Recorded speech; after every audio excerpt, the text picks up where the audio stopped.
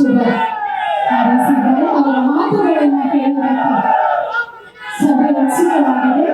ಇದೀಗ ನಿಮ್ಮ ಮನೆಯ ಮುಖ್ಯಮಂತ್ರಿಗಳು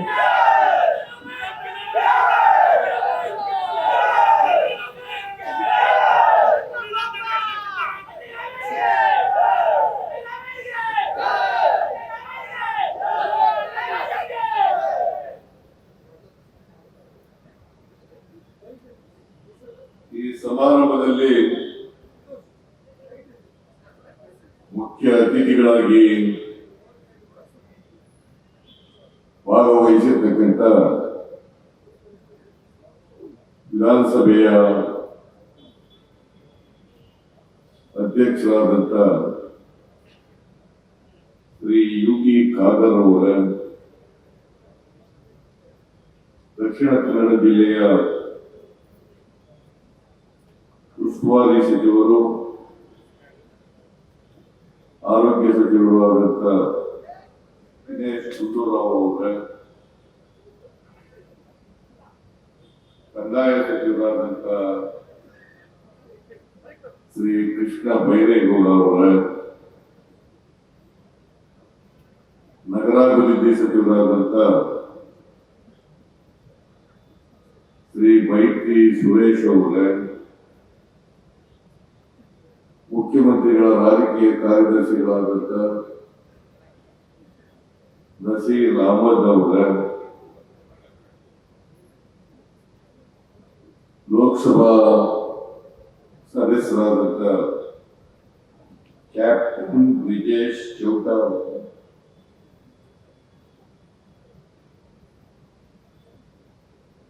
ಈ ಸಮಾರಂಭದ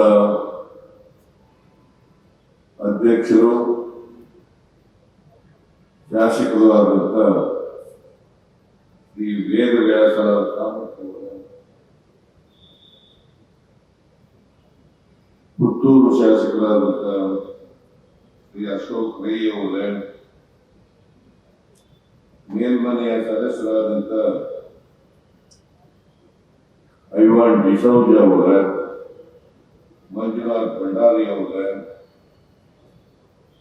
ಮಾಜಿ ಸಚಿವರಾದಂತ ರಮಾನಾಥ್ ರೈ ಅವರು,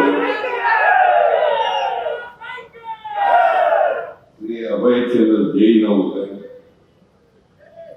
ಶ್ರೀ ವಿನಯ್ ಕುಮಾರ್ ಸ್ವರ್ಕೆ ಅವರು, ಮಾಜಿ ಶಾಸಕರಾದಂತ ಶ್ರೀ ಲೋಬೋ ಅವರ, ವೇದಿಕೆ ಮೇಲಿರ್ತಕ್ಕಂಥ ಎಲ್ಲ ಆಹ್ವಾನಿತ ಗಣ್ಯರೇ, ಅಪರ ಮುಖ್ಯ ಕಾರ್ಯದರ್ಶಿಗಳಾದಂತಹ ಅತೀಕ್ ಅವರ, ಜಿಲ್ಲಾಧಿಕಾರಿಗಳೇ, ಜಿಲ್ಲೆಯ ಎಲ್ಲ ಅಧಿಕಾರಿ ಮಿತ್ರರೇ, ಇಲ್ಲಿ ಆಗಮಿಸಿರ್ತಕ್ಕಂಥ ಆತ್ಮೀಯ ಮಹನೀಯರೇ ಮತ್ತು ಮಹಿಳೆಯರೇ, ಮಾಧ್ಯಮದ ಸ್ನೇಹಿತರು, ಇವತ್ತು ಜಿಲ್ಲಾ ಆಡಳಿತ, ದಕ್ಷಿಣ ಕನ್ನಡ ಜಿಲ್ಲೆ, ಕರ್ನಾಟಕ ಗೃಹ ಮಂಡಳಿ, ಮಂಗಳೂರು ಸ್ಮಾರ್ಟ್ ಸಿಟಿ ಲಿಮಿಟೆಡ್ ಇವರ ಸಂಯುಕ್ತ ಆಶ್ರಯದಲ್ಲಿ ಈ ಕಾರ್ಯಕ್ರಮ ನಡೀತಾ ಇದೆ. ನಾನು ಪ್ರಜಾಸೌಧ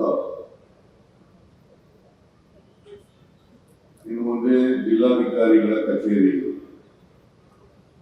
ಅದನ್ನ ಪ್ರಜಾಸೌಧ ಅಂತ ಹೇಳಿ ಹೆಸರಿಟ್ಟಿದ್ದೇವೆ.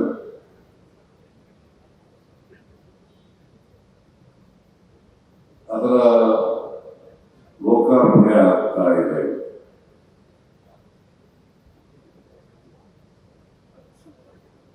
ಅದರ ಜೊತೆಗೆ ಈಗಾಗಲೇ ಕಂದಾಯ ಸಚಿವರು ಮಾತನಾಡಿದ್ದಾರೆ. ದಕ್ಷಿಣ ಕನ್ನಡ ಜಿಲ್ಲೆಯನ್ನ ಓಡಿ ಮುಕ್ತ ಜಿಲ್ಲೆಯನ್ನಾಗಿ ಮಾಡಬೇಕು ಅಂತಕ್ಕಂಥದ್ದು. ಅನೇಕ ರೈತರ ಸಮಸ್ಯೆಗಳಿದ್ದಾವೆ, ಸಾರ್ವಜನಿಕರ ಸಮಸ್ಯೆಗಳಿದ್ದಾವೆ. ಆ ಸಮಸ್ಯೆಗಳಿಗೆ ಪರಿಹಾರ ಕೊಡ್ತಕ್ಕಂಥದ್ದು ಸರ್ಕಾರದ ಕರ್ತವ್ಯ. ಇಲ್ಲಿವರೆಗೂ ಕೂಡ ಕಂದಾಯ ಇಲಾಖೆಯಿಂದ ಸಾರ್ವಜನಿಕರಿಗೆ ಬೇಕಾದಂತಹ ಸೌಲಭ್ಯಗಳನ್ನು ಒದಗಿಸಿಕೊಡ್ತಕ್ಕಂಥದ್ದು, ರೆವಿನ್ಯೂ ರೆಕಾರ್ಡ್ಸ್ ಗಳನ್ನು ಒದಗಿಸಿಕೊಡ್ತಕ್ಕಂಥದ್ದು, ಅವರ ಭೂಮಿಯ ಹಕ್ಕನ್ನ ದೃಢಪಡಿಸ್ತಕ್ಕಂಥದ್ದು ಇವು ನಡೆದಿರಲಿಲ್ಲ. ಕೃಷ್ಣಬೈರೇಗೌಡರು ಕಂದಾಯ ಇಲಾಖೆ ಸಚಿವರಾದ ಮೇಲೆ ಇದಕ್ಕೆ ಒಂದು ರೂಪ ಕೊಟ್ಟು ತ್ವರಿತಗತಿಯಲ್ಲಿ ಈ ಕೆಲಸವನ್ನ ಮಾಡ್ತಾ ಇದ್ದಾರೆ. ಕಂದಾಯ ಇಲಾಖೆಯಲ್ಲಿ ಅನೇಕ ಸುಧಾರಣೆಗಳನ್ನು ತಂದಿದ್ದಾರೆ. ಅದರ ಫಲನೇ ಇವತ್ತು ದಕ್ಷಿಣ ಕನ್ನಡ ಜಿಲ್ಲೆ ಕೆಲವೇ ದಿನಗಳಲ್ಲಿ ಓಡಿ ಮುಕ್ತ ಜಿಲ್ಲೆಯಾಗಿ ಮಾರ್ಪಾಡಾಗ್ತದೆ ಅಂತಕ್ಕಂಥ ಮಾತುಗಳನ್ನು ಹೇಳಲಿಕ್ಕೆ ಬಯಸ್ತಾರೆ. ಅದಕ್ಕಾಗಿ ಕಂದಾಯ ಸಚಿವರನ್ನ ನಾನು ಈ ಸಂದರ್ಭದಲ್ಲಿ ಅಭಿನಂದಿಸಲಿಕ್ಕೆ ಬಯಸ್ತಾ ಇದ್ದೇನೆ. ನಾನು ಅತ್ಯಂತ ಸಂತೋಷದಿಂದ ಈ ಕಾರ್ಯಕ್ರಮದಲ್ಲಿ ಭಾಗವಹಿಸಿದ್ದೇನೆ. ನಾನೇ ಒಂದು ಸೌಭಾಗ್ಯದಲ್ಲಿ ಏನಪ್ಪಾ ಅಂತಂದ್ರೆ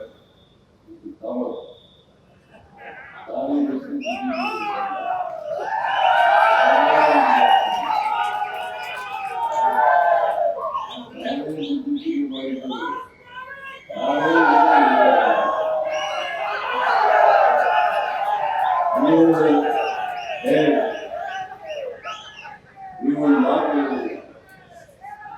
ಸ್ಮಾರ್ಟ್ ಸಿಟಿ ಕಾರ್ಯಕ್ರಮವನ್ನ ಪ್ರಧಾನಮಂತ್ರಿಗಳು ಮಾಡೋದಿಲ್ಲ.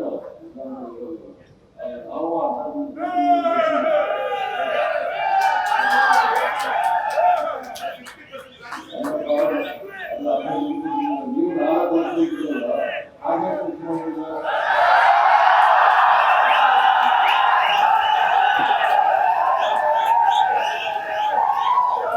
ಕೆಲಸ ಇತ್ತು.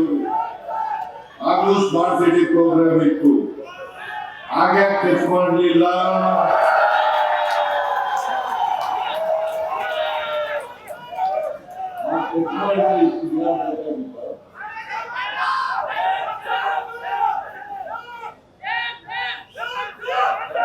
ಎರಡ್ ಸಾವಿರದ ಹದಿನೈದರಲ್ಲಿ ಇದಕ್ಕೆ ಶಂಕುಸ್ಥಾಪನೆ ಆದದ್ದು. ಇದಕ್ಕೆ ಕಾರಣ ರಮನಾಥ್ ರೈ.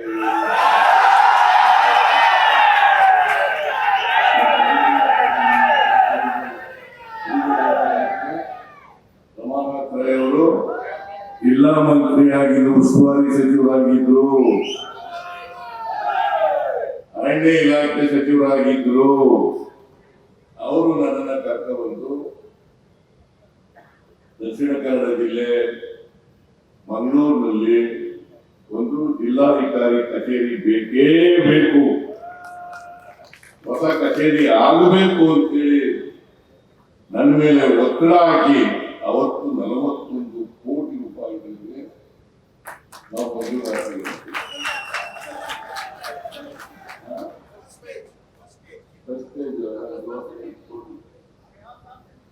ಆಮೇಲೆ 55 ಕೋಟಿ ಆಯ್ತು.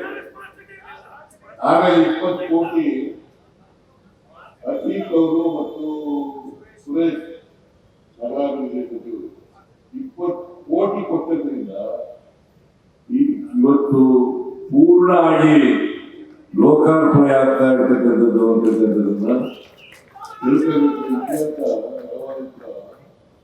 ನಾವು ತಿರುಚಿ ಹೇಳಕ್ ಹೋಗ್ಬಾರ್ದು.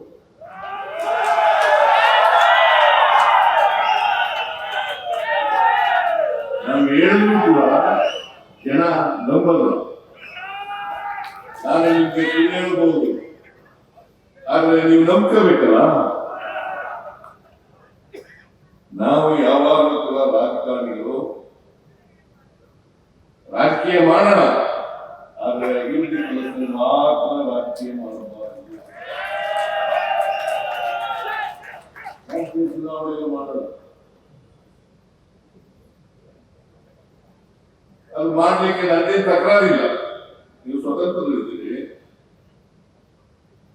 ನಾವು ಸ್ವತಂತ್ರರಿದ್ದೀವಿ, ನಮ್ಮ ಪಕ್ಷದವರು ಸ್ವತಂತ್ರರಿದ್ದೀವಿ, ನೀವು ಸ್ವತಂತ್ರರಿದ್ದೀರಿ, ಅಥವಾ ಇನ್ಯಾರೇ ಬೇರೆ ಪಕ್ಷಕ್ಕೆ ರಾಜಕಾರಣ ಮಾಡೋದು ಅವರು ಸ್ವತಂತ್ರ ಮಾಡ್ತಾರೆ. ಅದೇ ಪ್ರಜಾಪ್ರಭುತ್ವದಲ್ಲಿ ಎಲ್ಲರೂ ಕೂಡ ನೆಮ್ಮದಿಯಿಂದ ಬಾಳ್ತಕ್ಕಂಥ ವಾತಾವರಣವನ್ನು ನಿರ್ಮಾಣ ಮಾಡಬೇಕು. ಅದಕ್ಕೆ ನಾವು ಯಾವಾಗಲೂ ಕೂಡ ನಂಬಿಕೊಂಡಿರ್ತಕ್ಕಂಥದ್ದು ಸರ್ವ ಜನಾಂಗದ ಶಾಂತಿಯ ತೋಟ ಆಗಬೇಕು ಸಮಾಜ. ಸರ್ವ ಜನಾಂಗದ ಶಾಂತಿಯ ತೋಟ ಆಗಬೇಕು. ಯಾವುದೇ ಕಾರಣಕ್ಕೆ ಮನುಷ್ಯನನ್ನ ದ್ವೇಷಿಸ್ತಕ್ಕಂಥ ವಾತಾವರಣವನ್ನ ನಿರ್ಮಾಣ ಮಾಡಬಾರದು. ಮನುಷ್ಯನನ್ನ ಪ್ರೀತಿಸ್ತಕ್ಕಂಥ ಸೌಹಾರ್ದಯುತವಾದಂತಹ ವಾತಾವರಣವನ್ನು ನಿರ್ಮಾಣ ಮಾಡತಕ್ಕಂಥದ್ದೇ ರಾಜಕಾರಣಿಗಳ ಕೆಲಸ. ಇನ್ನೊಂದು ಪ್ರಮುಖವಾದ ಕೆಲಸ ಏನಪ್ಪಾ ಅಂತಂದ್ರೆ ಸಮಾಜವನ್ನ ಪರಿವರ್ತನೆ ಮಾಡೋದು. ಸಮಾಜದಲ್ಲಿ ಅಸಮಾನತೆ ಇದೆ. ಈ ಅಸಮಾನತೆಯನ್ನು ಹೋಗಲಾಡಿಸ್ತಕ್ಕಂಥ ಕೆಲಸವನ್ನ ಮಾಡಬೇಕು. ಬಾಬಾ ಸಾಹೇಬ್ ಅಂಬೇಡ್ಕರ್ ಅವರು 1949 ಇಸ್ವಿ ನವೆಂಬರ್ 25ನೇ ತಾರೀಕು ಕಾರ್ಪೊರೇಟ್ ಅಸೆಂಬ್ಲಿಗೆ ಒಂದು ಭಾಷಣ ಮಾಡಿದರು. 1949 ನವೆಂಬರ್ 25ನೇ ತಾರೀಕು ಒಂದು ದಿನ ಮುಂಚಿತವಾಗಿ ನಮ್ಮ ಸಂವಿಧಾನ ಅಂಗೀಕಾರ ಆಗೋದಕ್ಕಿಂತ ಮುಂಚಿತವಾಗಿ ಒಂದು ದಿನ ಐತಿಹಾಸಿಕವಾದಂತಹ ಭಾಷಣವನ್ನ ಮಾಡಿದ್ದಾರೆ. ಅದೇನ್ ಹೇಳ್ತದೆ ಅಂತಂದ್ರೆ ನಮ್ಮ ದೇಶದಲ್ಲಿ ಅನೇಕ ಜಾತಿಗಳಿದ್ದಾವೆ, ಅನೇಕ ಧರ್ಮಗಳಿದ್ದಾವೆ, ಅನೇಕ ಭಾಷೆಗಳಿದ್ದಾವೆ. ಸಮಾನ ಅವಕಾಶಗಳು ಸಿಕ್ಕದೇ ಇದ್ದಿರಲಿಲ್ಲ ಶತಮಾನಗಳ ಕಾಲ. ನಾವು ಸಮಾಜದಲ್ಲಿ ಅಸಮಾನತೆಯನ್ನ ಕಾಣ್ತಾ ಇದ್ದೇವೆ. ಅದಕ್ಕೆ ಅವ್ರು ಹೇಳುವಂತ ಮಾತು ಅವತ್ತು ನಾವು 1950 ಜನವರಿ 26ನೇ ತಾರೀಕು ಸಂವಿಧಾನ ಜಾರಿ ಬಂದಂತ ದಿನ, ಆ ದಿನ ವೈರುಧ್ಯತೆ ಇರ್ತಕ್ಕಂಥ ಸಮಾಜಕ್ಕೆ ಕಾಲಿಡ್ತಾ ಇದ್ದೇವೆ. ವೈರುಧ್ಯತೆ ಇರ್ತಕ್ಕಂಥ ಸಮಾಜಕ್ಕೆ ಕಾಲಿಡ್ತಾ ಇದ್ದೇವೆ. ಸಾಮಾಜಿಕ ಅಸಮಾನತೆ ಇದೆ, ಆರ್ಥಿಕ ಅಸಮಾನತೆ ಇದೆ. ಈ ಅಸಮಾನತೆಯನ್ನು ಹೋಗಲಾಡಿಸ್ತಕ್ಕಂಥದ್ದೇ ಸಂವಿಧಾನದ ಮೊದಲನೇ ಕೆಲಸ, ನಮ್ಮೆಲ್ಲರ ಕರ್ತವ್ಯ ಅಂತಕ್ಕಂಥ ಮಾತುಗಳನ್ನ ಹೇಳಿದ್ದಾರೆ. ಅದಕ್ಕೆ ಅವರು ಇನ್ನೊಂದು ಹೆಜ್ಜೆ ಮುಂದೆ ಹೋಗಿ ಏನು ಹೇಳುವುದು ಗೊತ್ತಾ, ಈ ಸಂವಿಧಾನ ಏನೋ ರೂಪಿತ ಆಗಿದೆ, ನಾವು ಇದು ಬಹಳ ಶ್ರೇಷ್ಠ ಸಂವಿಧಾನ. ಇದರ ಶ್ರೇಷ್ಠತೆ ಗೊತ್ತಾಗಬೇಕಾದ್ರೆ ಯಾರಿಗೆ ಈ ಸಂವಿಧಾನದಲ್ಲಿ ನಂಬಿಕೆ ಇದೆ, ಬದ್ಧತೆ ಇದೆ, ಅವ್ರ ಕೈನಲ್ಲಿ ಇದ್ದಾಗ ಮಾತ್ರ ಸಮಾಜದಲ್ಲಿ ಸಮಾಜವನ್ನು ನಿರ್ಮಾಣ ಮಾಡಲಿಕ್ಕೆ ಸಾಧ್ಯ ಆಗ್ತದೆ. ಸಮಾಜದಲ್ಲಿ ನೆಮ್ಮದಿ ಶಾಂತಿಯನ್ನು ನಿರ್ಮಾಣ ಮಾಡಲಿಕ್ಕೆ ಸಾಧ್ಯ ಆಗ್ತದೆ. ಅಸಮಾನತೆಯನ್ನು ಹೋಗಲಾಡಿಸಲಿಕ್ಕೆ ಸಾಧ್ಯ. ಇದನ್ನು ನಾವು ಅರ್ಥ ಮಾಡ್ಕೋಬೇಕು.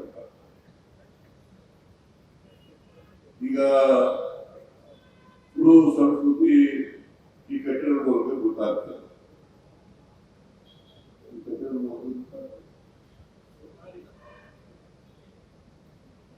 ಇಲ್ಲಿ ತುಳು ಭಾಷೆ ಮಾತಾಡ್ತಕ್ಕಂಥವ್ರು ಕೂಡ ಕನ್ನಡಿಗರೇ, ಕನ್ನಡ ಮಾತನಾಡ್ತಕ್ಕಂಥವ್ರೆ.